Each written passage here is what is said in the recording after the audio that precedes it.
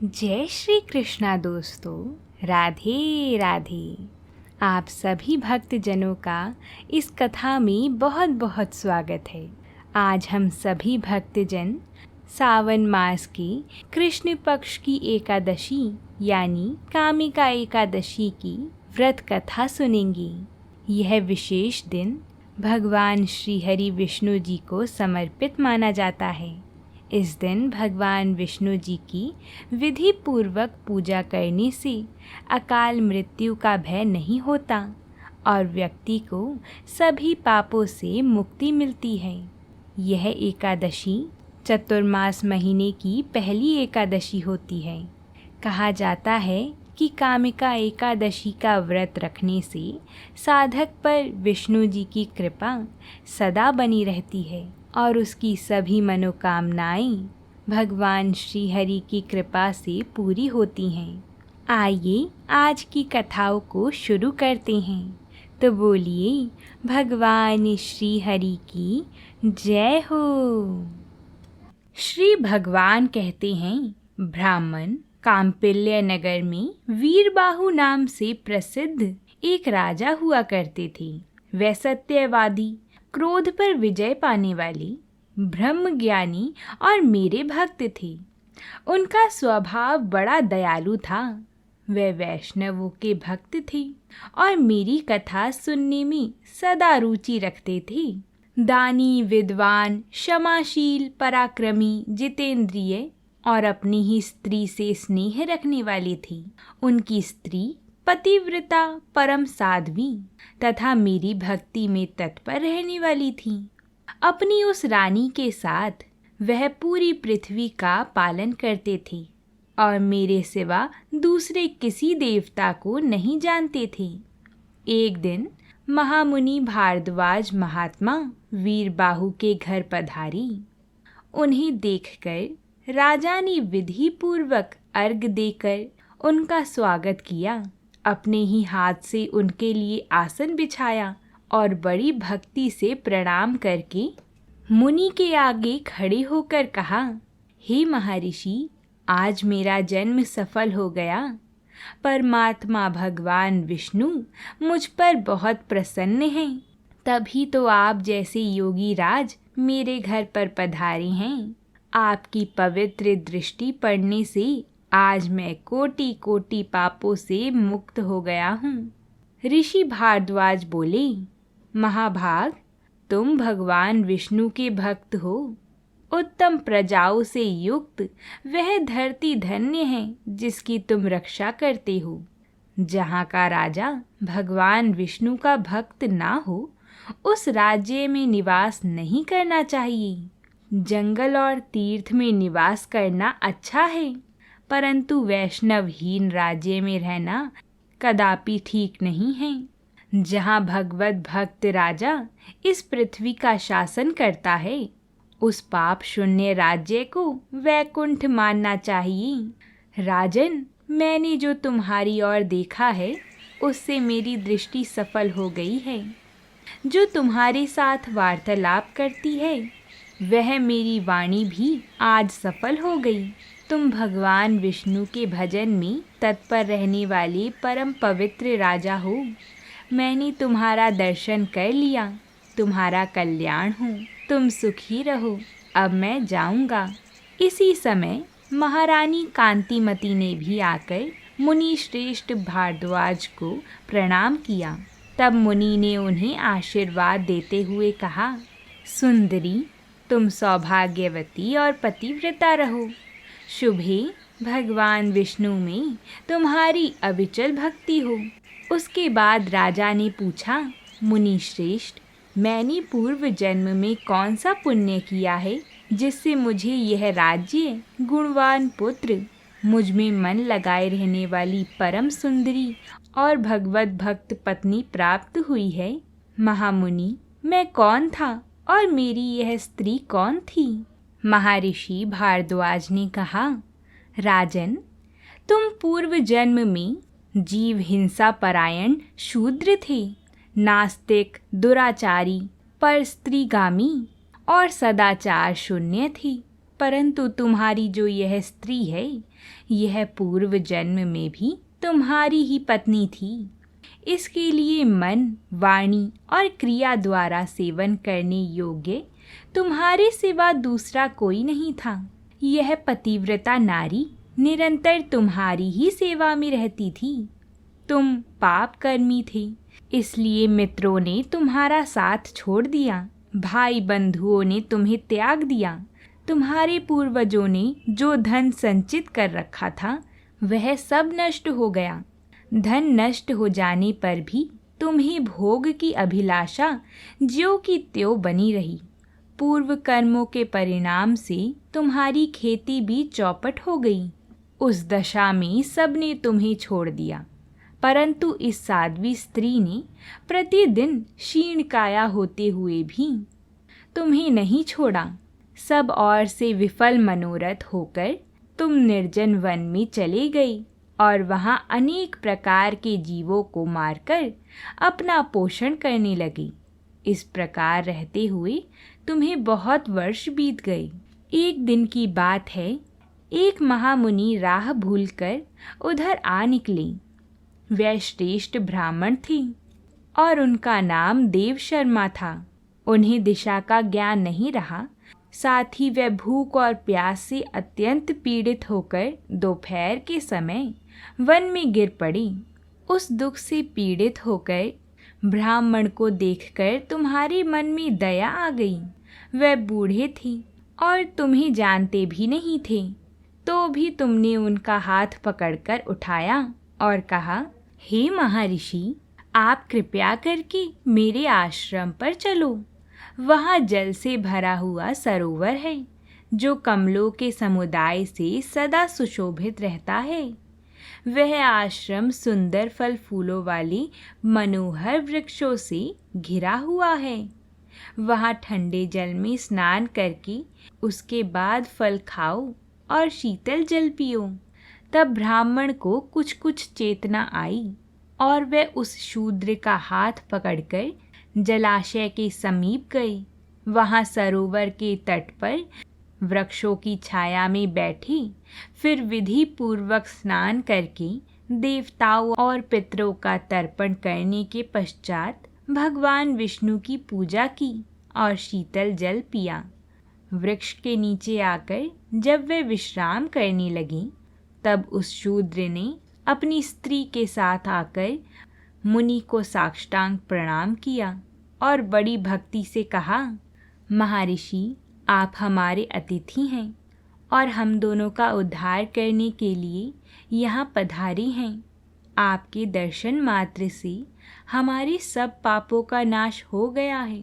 यह कहकर उसने अपनी स्त्री से कहा, प्रिय, इन ब्राह्मण देवता के लिए तुम स्वादिष्ट, कोमल, सरस, पके हुए और प्रिय लगने वाली फल अर्पण करो। इतने में ही उसकी पत्नी ब्राह्मण के आगे फल परोस देती है।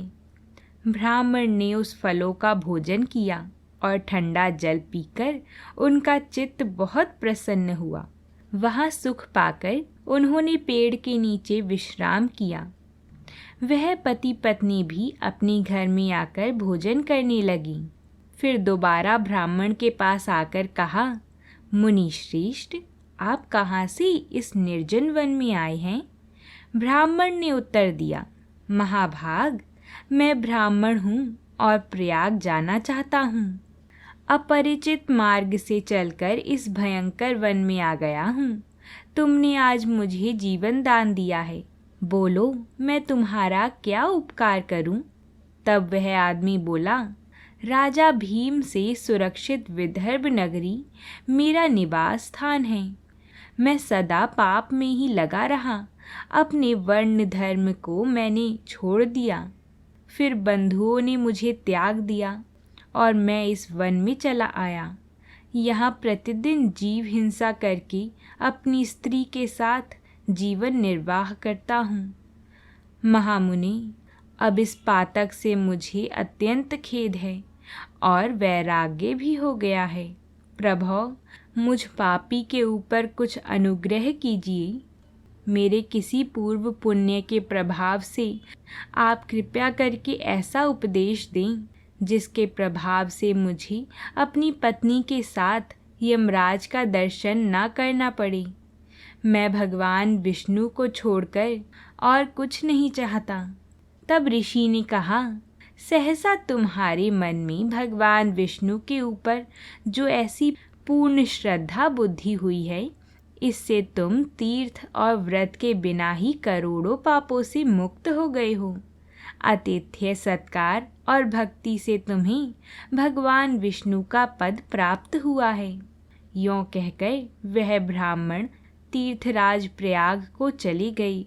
राजन, तुमने जो कुछ पूछा था वह सब कुछ मैंने तुमसे कह सुनाया है। राजा बोले, ब्राह्मण, संपूर्ण एकादशी की उत्तम विधि का उपदेश कीजिए जिससे भगवान विष्णु की प्रसन्नता प्राप्त हो। ऋषि ने कहा, सभी एकादशी तिथियां कल्याणमयी हैं और अखंड एकादशी व्रत का पालन करना चाहिए।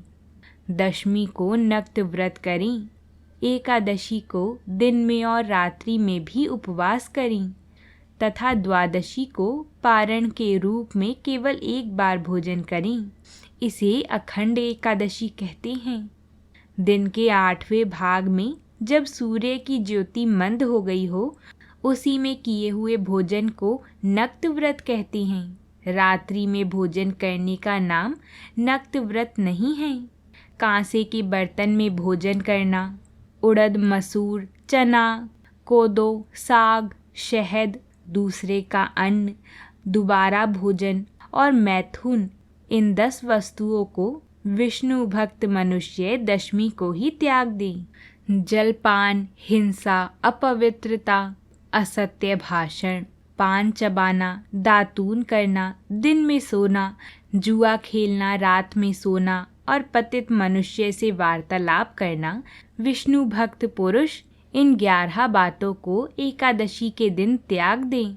एकादशी को भगवान से प्रार्थना करें कि हे केशव, आज आपकी प्रसन्नता के लिए मेरे द्वारा दिन और रात में संयम नियम का पालन हो।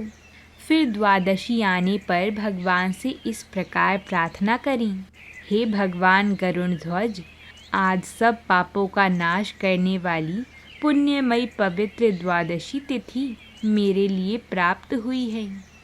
इसमें मैं पारण करूँगा, आप प्रसन्न हुइए। उसके बाद ब्राह्मणों को भोजन कराकर स्वयं भोजन करें। इस विधि से जब तक वर्ष की समाप्ति हो तब तक विद्वान पुरुष एकादशी व्रत करता रहे। वर्ष पूरा होने पर उसका उद्यापन करें। अपनी शक्ति के अनुसार व्रत का उद्यापन करना चाहिए। इस प्रकार अखंड एकादशी व्रत का वर्णन किया गया है। तो बोलिए भगवान श्री हरि की जय हो। आइए अब हम सभी भक्तजन कामिका एकादशी की व्रत कथा को शुरू करते हैं। बोलिए भगवान श्री कृष्ण की जय हो। राजा युधिष्ठिर महाराज ने कहा, हे सर्वोच्च प्रभु, मैंने आपसे आषाढ़ मास के शुक्ल पक्ष में होने वाली देवशयनी एकादशी के व्रत की महिमा सुनी है। अब मैं आपसे श्रावण मास के कृष्ण पक्ष में होने वाली एकादशी की महिमा सुनना चाहता हूँ। हे गोविंद देव, कृपया मुझ पर दया करें और इसकी महिमा बताएं। हे सर्वोच्च वासुदेव, मैं आपको अपनी सबसे विनम्र प्रणाम करता हूँ। सर्वोच्च भगवान श्री कृष्ण ने उत्तर दिया, हे राजन, क्योंकि मैं इस पवित्र व्रत के शुभ प्रभाव का वर्णन करता हूँ जो सभी पापों को दूर करता है। नारद मुनि ने एक बार भगवान ब्रह्मा जी से इसी विषय के बारे में पूछा था। हे सभी प्राणियों के राजा, नारद जी ने कहा, हे आप जो जल से उत्पन्न कमल सिंहासन पर बैठते हैं, कृपया मुझे श्रावण मास के पवित्र महीने की कृष्ण पक्ष में होने वाली एकादशी का नाम बताइए। कृपया मुझे यह भी बताइए कि उस पवित्र दिन में किस देवता की पूजा की जानी चाहिए, इसे करने के लिए किस विधि का पालन करना चाहिए और इससे क्या पुण्य मिलता है। भगवान ब्रह्मा जी ने उत्तर दिया, मेरे प्रिय पुत्र नारद, समस्त मानवता के लाभ के लिए मैं तुम्हें वह सब कुछ खुशी से बतलाऊंगा जो तुम जानना चाहते हो, क्योंकि कामिका एकादशी की महिमा सुनने मात्र से ही अश्वमेध यज्ञ करने वाले के बराबर पुण्य प्राप्त होता है। निश्चय ही जो व्यक्ति पूजा करता है और जो चतुर्भुज भगवान गदाधर के चरण कमलों का ध्यान करता है, जो अपने हाथों में शंख चक्र गदा और कमल धारण करते हैं और जिन्हें श्रीधर, हरि, विष्णु, माधव और मधुसूदन भी कहा जाता है, उनसे महान पुण्य प्राप्त होता है। और ऐसे ही व्यक्ति भक्त द्वारा प्राप्त आशीर्वाद जो भगवान विष्णु की अनन्य रूप से पूजा करता है, काशी नैमिषारण्य के जंगल में या पुष्कर में गंगा में पवित्र स्नान करने वाले व्यक्ति द्वारा प्राप्त होने वाले आशीर्वाद से कहीं अधिक है, जो कि ग्रह पर एकमात्र स्थान है जहाँ मेरी औपचारिक रूप से पूजा की जाती है। लेकिन जो व्यक्ति इस कामिका एकादशी का व्रत करता है और भगवान श्री कृष्ण की पूजा भी करता है, उसे हिमालय में भगवान केदारनाथ के दर्शन करने वाली, सूर्य ग्रहण के दौरान कुरुक्षेत्र में स्नान करने वाली, वनों और समुद्रों सहित पूरी पृथ्वी दान करने वाली, गंडकी नदी जहाँ पवित्र शालिग्राम पाए जाती हैं, या गोदावरी नदी में सोमवार को पूर्णिमा के दिन स्नान करने वाले से भी अधिक पुण्य प्राप्त होता है। जब सिंह और गुरु एक साथ होते हैं, कामिका एकादशी का व्रत करने से दूध देने वाली गाय और उसके शुभ बछड़े को उनके चारे के साथ दान करने के समान पुण्य प्राप्त होता है। इस शुभ दिन पर जो कोई भी भगवान श्रीधर देव विष्णु जी की पूजा करता है, उसे सभी देव, गंधर्व, पन्नग और नागों द्वारा महिमा दी जाती है। जो लोग अपने पिछले पापों से डरते हैं और पूरी तरह से पापमय भौतिकवादी जीवन में डूबे हुए हैं, उन्हें कम से कम अपनी क्षमता के अनुसार इस सर्वश्रेष्ठ एकादशी का पालन करना चाहिए और इस प्रकार मोक्ष प्राप्त करना चाहिए। यह एकादशी सभी दिनों में सबसे पवित्र है और जातक के पापों को दूर करने के लिए सबसे शक्तिशाली है। हे नारद, भगवान श्री कृष्ण ने स्वयं एक बार इस एकादशी के विषय में कहा था, जो व्यक्ति कामिका एकादशी का व्रत करता है, उसे समस्त आध्यात्मिक साहित्यों का अध्ययन करने वाले व्यक्ति से भी अधिक पुण्य प्राप्त होता है। जो कोई भी इस विशेष दिन पर व्रत करता है, वह पूरी रात जागता है, उसे कभी भी मृत्यु के राजा यमराज का क्रोध नहीं सहन करना पड़ता। ऐसा देखा गया है कि जो कोई भी कामिका एकादशी का व्रत करता है, उसे भविष्य में जन्मों तक का कष्ट नहीं उठाना पड़ता। और अतीत में भी इस दिन व्रत करने वाली कई भक्ति योगी आध्यात्मिक दुनिया में चले गए। इसलिए मनुष्य को उनके शुभ पद चिन्हों पर चलना चाहिए और इस सबसे शुभ एकादशी पर सख्ती से व्रत रखना चाहिए। जो कोई भी तुलसी के पत्तों से भगवान श्री हरि की पूजा करता है, वह सभी पापों से मुक्त हो जाता है। वास्तव में वह पाप से अछूता रहता है, जैसे कमल का पत्ता यद्यपि जल में रहता है, लेकिन उससे अछूत रहता है। जो कोई भी भगवान श्री हरि को पवित्र तुलसी के पेड़ से एक पत्ता भी अर्पित करता है, उसे उतना ही पुण्य मिलता है जितना कि 200 ग्राम सोना और एक पत्ता दान करने वाले को मिलता है। भगवान का सर्वोच्च व्यक्तित्व उस व्यक्ति से अधिक प्रसन्न होता है जो उन्हें एक तुलसी का पत्ता अर्पित करता है, बजाय उस व्यक्ति के जो उन्हें मोती, मणिक, पुखराज, हीरे, लापसी, नीलम और मूंगा से पूजता है। जो व्यक्ति भगवान केशव को तुलसी के पौधे से उगी हुई मंजरी की कलियां अर्पित करता है, वह इस या किसी अन्य जीवन काल में किए गए अपने सभी पापों से मुक्त हो जाता है। वास्तव में कामिका एकादशी पर तुलसी के दर्शन मात्र से सभी पाप दूर हो जाते हैं और उन्हें छूने और उनकी पूजा करने मात्र से सभी प्रकार की बीमारी दूर हो जाती हैं। जो व्यक्ति तुलसी देवी को सींचता है, उसे मृत्यु के देवता यमराज से कभी डरने की आवश्यकता नहीं होती।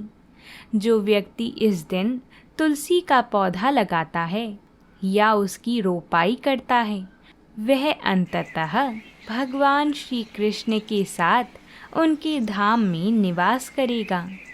इसलिए भक्ति सेवा में मुक्ति प्रदान करने वाली श्रीमती तुलसी देवी को प्रतिदिन पूर्ण प्रणाम करना चाहिए। जो व्यक्ति तुलसी देवी को सदैव जलता हुआ घी का दीपक अर्पित करता है, उनके पुण्य की गणना चित्रगुप्त भी नहीं कर सकते। भगवान को यह पवित्र एकादशी इतनी प्रिय है कि जो व्यक्ति इस दिन भगवान श्री कृष्ण को घी का दीपक अर्पित करता है, उसके सभी पूर्वज स्वर्ग में चले जाते हैं और वहाँ दिव्य अमृत पीते हैं। जो कोई भी इस दिन श्री कृष्ण को घी या तिल के तेल का दीपक अर्पित करता है, वह अपने सभी पापों से मुक्त हो जाता है और 10 करोड़ दीपकों के समान चमकदार शरीर के साथ यह एकादशी इतनी शक्तिशाली है कि जो व्यक्ति उपवास करने में असमर्थ है, यदि वह केवल इन्हीं नियमों का पालन करता है तो वह अपने सभी पूर्वजों के साथ स्वर्ग में चला जाता है। भगवान श्री कृष्ण ने कहा, हे महाराज युधिष्ठिर, यह कामिका एकादशी की महिमा का वर्णन किया जो सभी पापों को दूर करती है। यह पवित्र दिन ब्राह्मण हत्या के पाप या गर्भ में पल रहे अजन्मे बच्चे की हत्या के पाप को भी नष्ट कर देता है और यह व्यक्ति को परम पुण्यशाली बनाकर आध्यात्मिक दुनिया में आगे बढ़ाता है। जो कोई भी व्यक्ति कामिका एकादशी की इन महिमाओं को श्रद्धा के साथ सुनता है, वह सभी पापों से मुक्त हो जाता है और वापस भगवान के पास लौट जाता है। भगवान श्री कृष्ण बोले, अब आओ मैं तुम्हें एक कथा सुनाता हूँ। प्राचीन काल में एक गांव में एक वीर क्षत्रिय रहता था। एक दिन किसी कारणवश उसकी एक ब्राह्मण से हाथापाई हो गई और उसी समय ब्राह्मण की मृत्यु हो गई। अपने हाथों मरे गए ब्राह्मण की क्रिया उस क्षत्रिय ने करनी चाहिए, परंतु पंडितों ने उसे क्रिया में शामिल होने से मना कर दिया। ब्राह्मणों ने बताया कि तुम पर ब्रह्म हत्या का दोष है, पहले प्रायश्चित कर इस पाप से मुक्त हो, तब हम तुम्हारे घर पर भोजन करेंगे। इस पर क्षत्रिय ने पूछा कि इस पाप से मुक्त होने का क्या उपाय है। तब ब्राह्मणों ने कहा कि श्रावण मास के कृष्ण पक्ष की एकादशी को भक्ति भाव से भगवान श्रीधर का व्रत एवं पूजन करके ब्राह्मणों को भोजन करा के दक्षिणा देकर आशीर्वाद प्राप्त करने से इस पाप से मुक्ति मिलेगी। पंडितों के बताए हुए तरीके पर व्रत करने वाली रात में भगवान श्रीधर ने क्षत्रिय को दर्शन देकर कहा कि तुम्हें ब्रह्म हत्या के पाप से, इस व्रत के करने से ब्रह्म हत्या आदि के सभी पाप नष्ट हो जाते हैं और इस लोक में सुख भोग कर प्राणी अंत में विष्णु लोक को जाते हैं। इस प्रकार एकादशी के महात्म्य के श्रवण और पठन से मनुष्य स्वर्ग लोक को प्राप्त करते हैं। तो बोलिए भगवान श्री हरि की जय हो। इस प्रकार हमारी कामिका एकादशी पर सुनी जाने वाली सभी कथाएं पूरी होती हैं। अगर आप सभी को कथा पसंद आई हो तो वीडियो को लाइक ज़रूर करिएगा। साथ ही में कमेंट बॉक्स में जय श्री कृष्णा लिखना ना भूलें।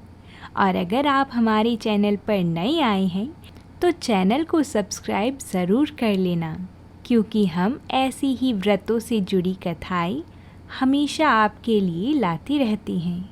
तो अब हम आपसे कल मिलेंगे एक नई कथा के साथ। तब तक के लिए प्रेम से बोलिए हरे कृष्णा हरि बोल।